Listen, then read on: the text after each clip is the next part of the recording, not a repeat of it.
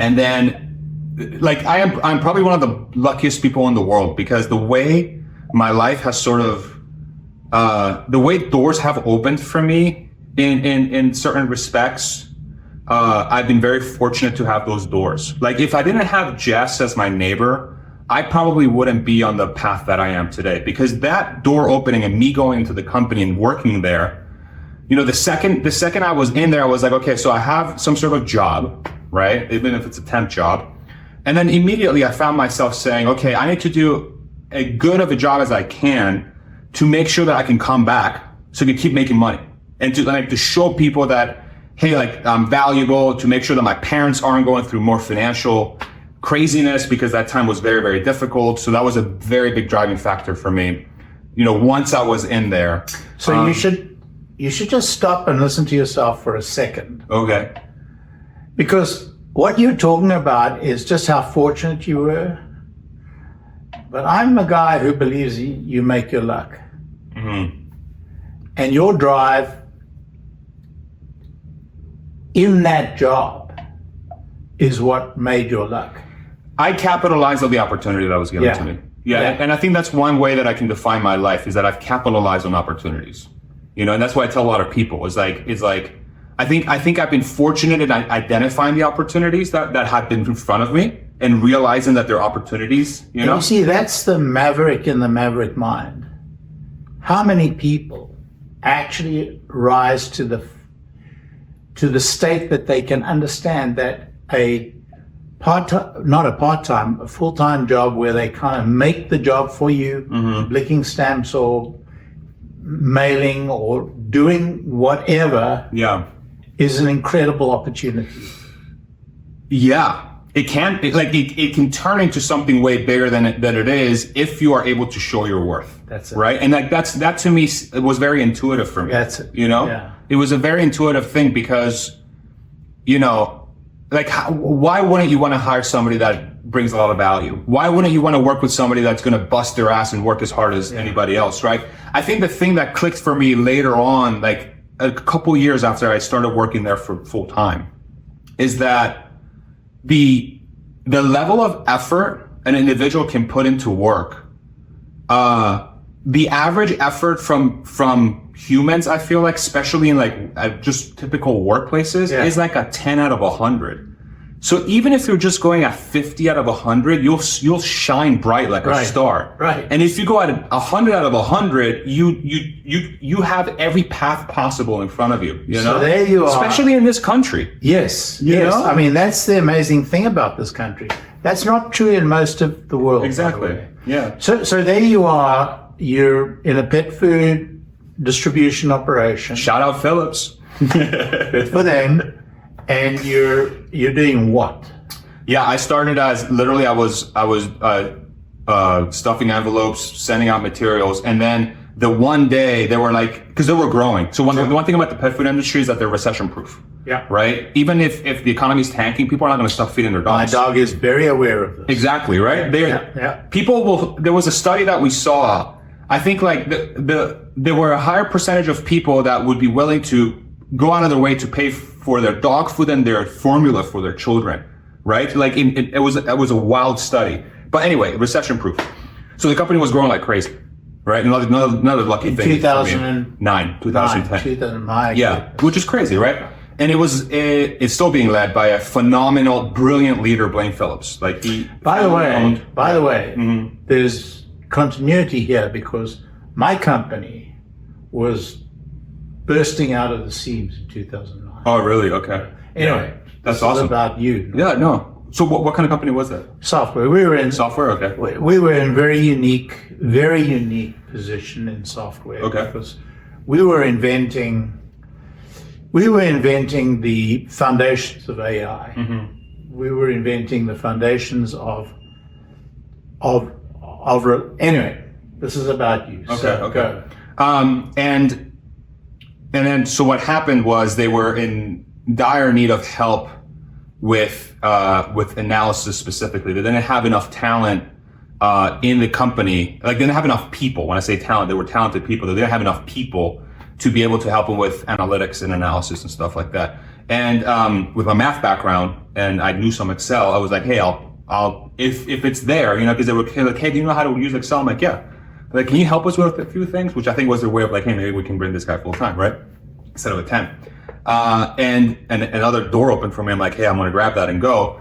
And that morphed into an analyst position, which then morphed into a business intelligence manager position, which then morphed into a pricing manager, which then morphed into a director with a pathway to become an executive. Wow. Right? So like over the span of 7 years, I went from a temp to a director overseeing the business intelligence and pricing strategies for a $1 billion company.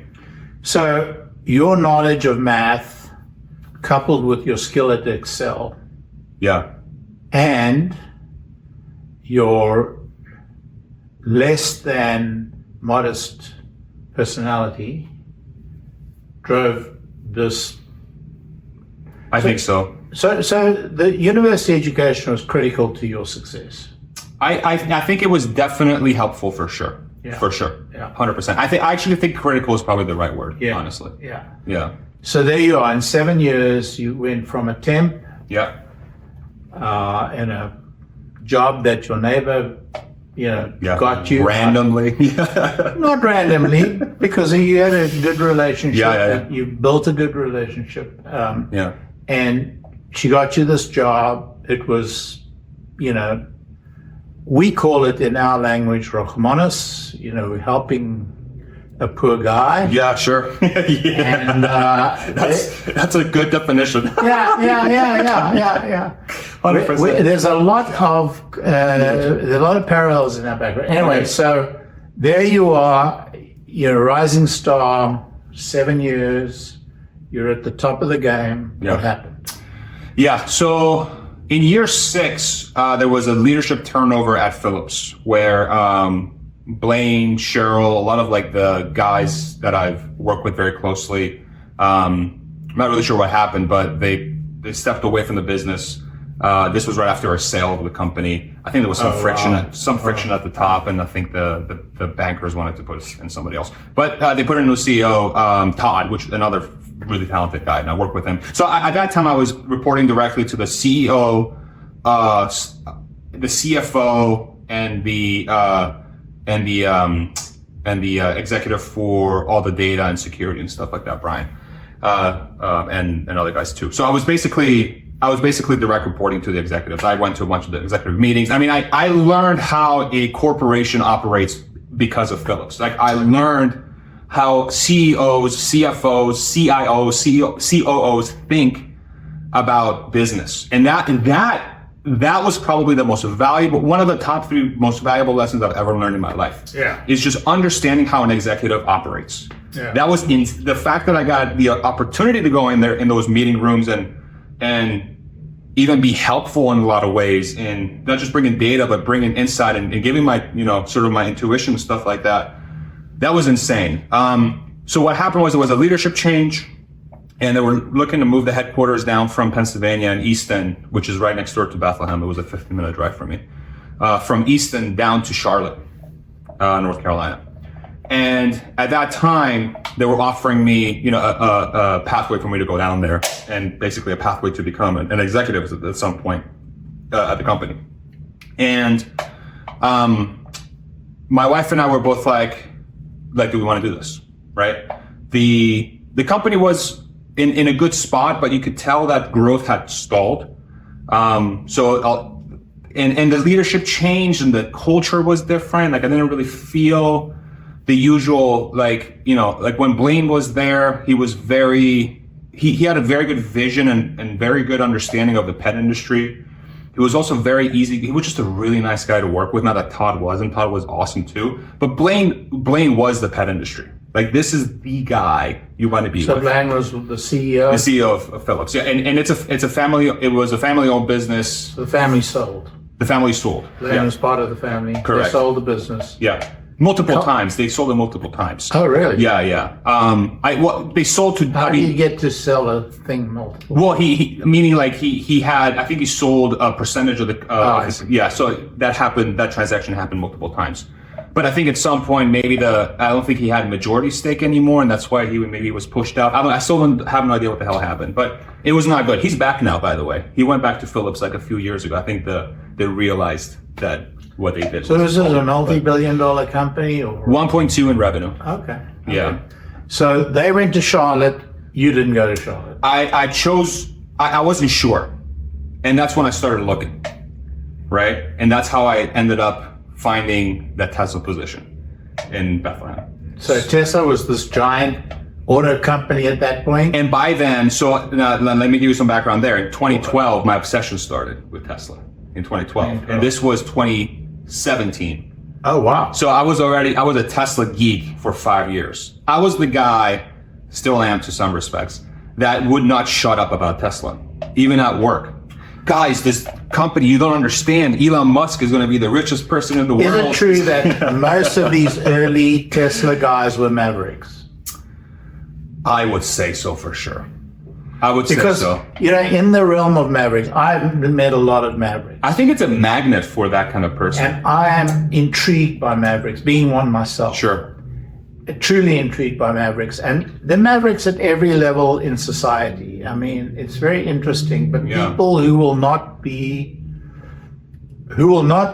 imposed upon by societal, by expected norms, not societal norms, but expected norms. Yeah.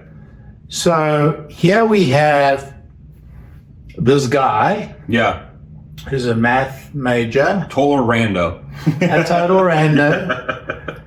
Who's obsessed with Tesla. Yeah. Who's been obsessed with Tesla since 2012. Yeah. Do you have stock in Tesla? Yeah. My first stock was December 5th, 2012. And the reason why I did that in 2012 was because I saw the only path for me to gain financial security, period, was to figure out how to build wealth. And just collecting a paycheck, to me, didn't seem like the best way to build wealth. When did you pay off your student debt?